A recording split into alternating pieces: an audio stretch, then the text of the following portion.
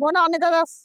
ଆମେ ଜଗନ୍ନାଥ ବଲ୍ଲଭ ବାସିନ୍ଦା। ଆଜିକି 15 ଦିନ ହେଲାଣି ପାଣିରେ ଆମେ ବୁଡିକି ରହିଲେଣୁ। ପ୍ରଶାସନ 10 ଥର ମ୍ୟୁନିସିପାଲିଟି ଅଫିସ ଯାଇ ଆମେ କିଛି ବି କରୁନେ, ଖାଲି କହୁଛନ୍ତି ଆସନ୍ତୁ ଟିକେ ଲଗେଇ ଦଉଛନ୍ତି ମଟର ତାପରେ ଯାଉଛନ୍ତି। ଆମେ ପାଣିରେ ବୁଡିକି ରହିଲେଣୁ, ଆମେ କଣ କରୁଛନ୍ତି? ନେତା ମନ୍ତ୍ରୀ ଏତେ କଣ ଏତେ ରଥଯାତ୍ରା କିଛି ଦୁନିଆ ପର୍ଯ୍ୟଟକ ଆସୁଛନ୍ତି କାହାର କଣ? ଆମେ ଜଗନ୍ନାଥ ପାଖରେ ପଡିକି ରହିବୁ? ଆମ ବ୍ୟବସ୍ଥା ନାହିଁ। ରାତି ପାଇଲେ ଆମେ ଯୋଉ ଭଳିଆ ହେଣୁଛୁ ପିଲା ଛୁଆ ସାପ ପାଖରେ ପଡିକି ରହିଛୁ। କଣ ପାଇଁ ଆମେ କରୁଛନ୍ତି ସବୁ?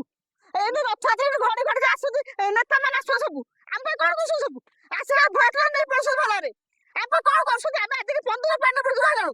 କୋଉଠି କାମ ତ କାନ୍ଦୁଛି ଆଜି କହୁଛୁ ଆମେ ବାରମ୍ବାର। ଆମେ ଆଜି ରହିଲେ ଏତେ ଦିନ ଆମ କି ସାହାଯ୍ୟ ଆମେ କଣ କରୁଛୁ? ଆମେ କିଛି ପ୍ରଶାସନ କିଛି ନାହିଁ। ପ୍ରଶାସନ ଆମ ପାଇଁ କିଛି ବ୍ୟବସ୍ଥା କରୁନି। ଆମେ ପାଣିରେ ବୁଡିକି ରହିଲାଣୁ, କିଛି ଖାଇବା ନାହିଁ ପିଇବା ନାହିଁ। ସାପ ବେଙ୍ଗରେ ପଡିଲେ ଆମ ପାଇଁ କେହି କିଛି କରୁନାହାନ୍ତି। ତୁରନ୍ତ ଯଦି ସେ କିଛି ନ କରିବେ ଆମେ ତାଙ୍କର କରିବୁ। ଏପଟେ କଣ ଭିଆ ବିମାନ ଯିବେ ଆମେ ତ ଦେଖିବୁ। ହେଲା ବର୍ଷା ଲାଗିକି ରହିଛି। ଆମେ ଆଣ୍ଠିଆରେ ପାଣି ରହିଛୁ, ଯାଇ ଆସି ପାରୁନୁ। ଆମେ ଜଣେ ଖାଇ ପାରୁନୁ, ରୋଷେଇ କରିପାରୁନୁ। କିଛି କଣ କରୁଛନ୍ତି? ମିଡିଆ ବାଲା କଣ କରୁଛନ୍ତି? ପ୍ରଶାସନ କଣ କରୁଛନ୍ତି? 10 ମିଡିଆ ବାଲା ଆସୁଛନ୍ତି ପେଟ୍ରୋଲ ପଳଉଛନ୍ତି। ଆମେ କଣ କରୁଛୁ ସବୁ? ଆଜି ଯଦି ସମାଧାନ ନ କରିବେ ଆମେ ରୋଡ ଜଗି ରହିବୁ ଦିନ ସାରା। ଆଜି ଯେହେତୁ ଆସନ୍ତାକାଲି ରଥଯାତ୍ରା, ରଥ କେବେ ପର୍ବ ଲୋକମାନେ କି ହଇରାଣ ରହୁଛୁ। ଆମେ କଣ ବି କରୁଛନ୍ତି? ଖାଲି ଆସିବୁ କୋଉଠି ଭୋଜି ଭାତ ଖାଇବୁ, କଣ କରିବୁ, ଏଇ କାମ ବୁଝୁଛନ୍ତି ଖାଲି। କୋଉଠି ଆଉ କାମ କିଛି ବୁଝେନି। ଆମେ କେତେ ପାଣି ପଡିକି ଆଜି 15 ଦିନ ପାଣି ପଡିକି ରହିଲୁ। ଆମେ କିଛି କରୁନାହାନ୍ତି। ଆମେ 10 ଥର ଯାଉଛୁ ମ୍ୟୁନିସିପାଲିଟି ଅଫିସ।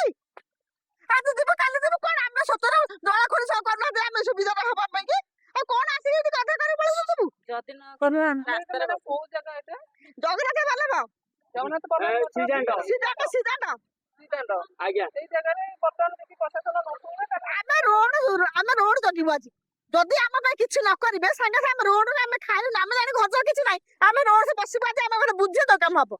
ତମେ ରଥଯାତ୍ରା ପାଇଁ ବ୍ୟସ୍ତ ହଉଛ କି? କାଲି ଯେହେତୁ ରଥଯାତ୍ରା, କଣ କହିବେ? ରାସ୍ତା କଣ ବନ୍ଦ କରିବେ? ବନ୍ଦ କରିବୁନି କଣ? ଆମେ ତ ଖାଉନୁ ପିଉନୁ, ପିଲା ଛୁଆ ଛାଡିକି ଆସି ପଡିଥିବୁ ଘରେ। ସାପ ପଶିଲେ ଆମେ କଣ କରିବୁ? କଣ କରୁଛନ୍ତି ଆମକୁ?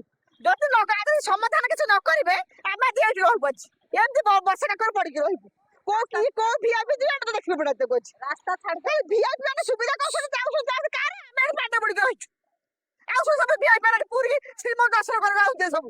ଆଉ ପାଣି ପଡୁଛନ୍ତି କିଛି କରିପାରୁନାହାନ୍ତି। ଆଉ ଆଜି ତୁରନ୍ତ ହଲକି